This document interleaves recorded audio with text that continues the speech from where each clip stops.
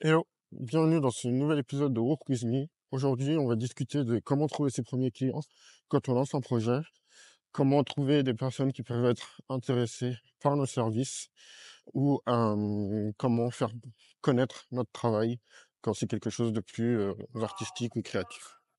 Avant toute chose, je me présente, je suis Alex, fondateur de Better People. On accompagne les entreprises de leur stratégie IA au quotidien sur 3 volets, de la formation, du conseil stratégique et de l'implémentation technique. Bref. Donc aujourd'hui, l'idée, c'est de discuter de comment trouver ses premiers clients quand on lance son projet ou avoir les premiers fans de son travail quand on lance un projet. Ça peut être une chaîne YouTube, ça peut être un projet d'entreprise, ça peut être de la freelance, ce que vous voulez. De toute façon, c'est globalement la même chose.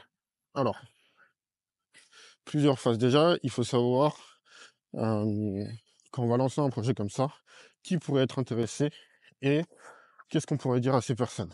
Donc, si vous avez un service plus de médias, ça va être légèrement différent parce qu'il ne va pas y avoir d'enjeu financier. La plupart du temps, c'est surtout du temps du temps et de l'intérêt que vous essayez de troquer. Si vous voulez vendre quelque chose, à ce moment-là, ça va être un peu plus compliqué parce que le vrai feedback que vous allez avoir, c'est de savoir si les gens achètent ou pas votre service. Et donc, il faut avoir un recul assez important dessus, être honnête avec soi-même.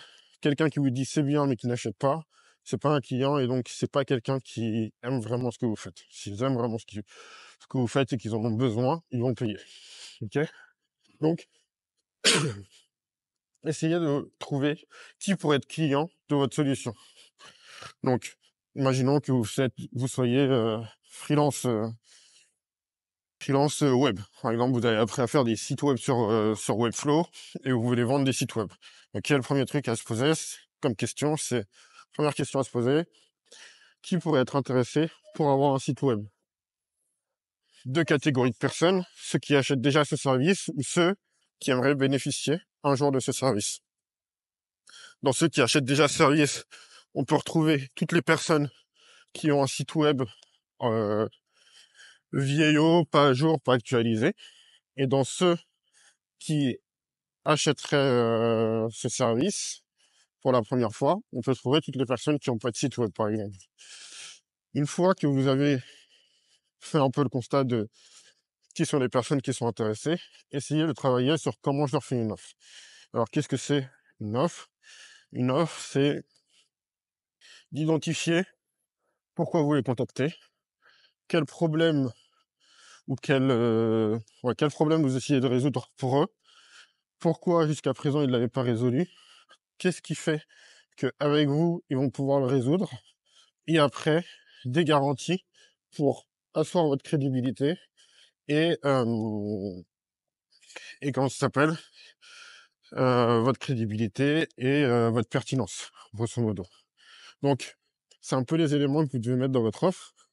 Et donc, ce que je vous recommande, c'est de faire un premier jet de votre offre, dans un premier temps, un brut comme ça avec votre gut feeling, avec votre instinct.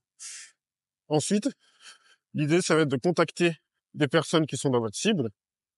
Donc, souvent, en vente, on parle d'ICP, Ideal Customer Profile. Donc, c'est votre client de rêve. Et donc, vous allez contacter les gens qui sont dans votre cible. Et ces personnes-là, vous allez pas essayer de leur vendre. C'est là où, souvent, beaucoup de gens se précipitent. Mais il faut les contacter le plus possible par téléphone.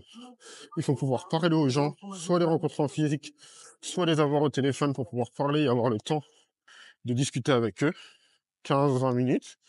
Et à ce moment-là, il faut pas leur vendre. Il faut leur demander des conseils sur comment eux, ils vendraient cette solution et qui serait intéressé et de comprendre au plus profond leurs problèmes, de comprendre les problématiques qu'ils rencontrent au quotidien sur le sujet que vous voulez résoudre. Ah bah tiens, pourquoi t'as pas de site web? Est-ce que t'as déjà eu un site web? Comment ça se passe? Est-ce que ça s'est mal passé? Qu'est-ce qui serait important pour toi chez un prestataire de site web, de voir avec lui, qu'est-ce que tu aimerais dans une relation idéale, qu'est-ce que ça donnerait, etc. Comprendre votre cible, comprendre ses problématiques, et en comprenant votre cible et en comprenant ses problématiques, l'offre initiale que vous avez créée, vous allez pouvoir repasser dessus. Vous allez pouvoir repasser sur cette offre, et vous allez pas voir à côté, je sais pas si ça entend beaucoup, normalement avec le micro ça devrait aller. Vous allez pouvoir repasser sur cette offre avec de nouveaux savoirs et des nouvelles convictions que vous avez développées en faisant ces interviews d'utilisateurs. Les interviews d'utilisateurs, c'est pas la peine d'en faire des centaines, mais si vous en faites 10 quali avec qui vous avez passé une demi-heure, donc si vous avez pris 5 heures à structurer ça, derrière, vous saurez beaucoup plus comment véhiculer le message, comment faire votre offre et comment trouver de l'adhésion à votre offre, à votre service ou à votre projet beaucoup plus facilement. Une fois que vous avez reconstruit tout ça et que vous êtes fin prêt pour pouvoir proposer votre offre en termes même de tarification à des clients, à ce moment-là, vous pouvez demander un dernier retour aux personnes qui vous ont aidé. Donc les personnes avec qui vous avez eu une discussion, vous pouvez leur dire, ok, moi j'ai structuré ça, est-ce que ça t'intéresserait de tester, ou est-ce que tu connaîtrais des gens que ça intéresserait de tester. Là, vous allez avoir soit vos premiers clients, soit une première introduction à des clients potentiels. Comme les gens vous ont aidé, ils savent un peu ce que vous valez, et comme c'est cohérent avec leurs propos, il y a de fortes chances que, vu qu'ils étaient dans votre cible, ils puissent vous recommander à certaines personnes. Ok? Juste rapidement pour les personnes qui font des projets qui sont dans des environnements concurrentiels ou du service, comme de la freelance pour ce que vous voulez.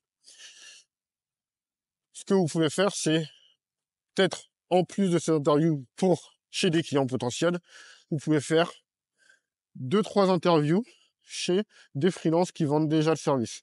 Et ça, vous pouvez leur dire, ok, moi je débute, est-ce que tu pourrais me donner des conseils pour venir à mon freelance, sur comment on trouve des clients, comment on négocie avec les clients, etc.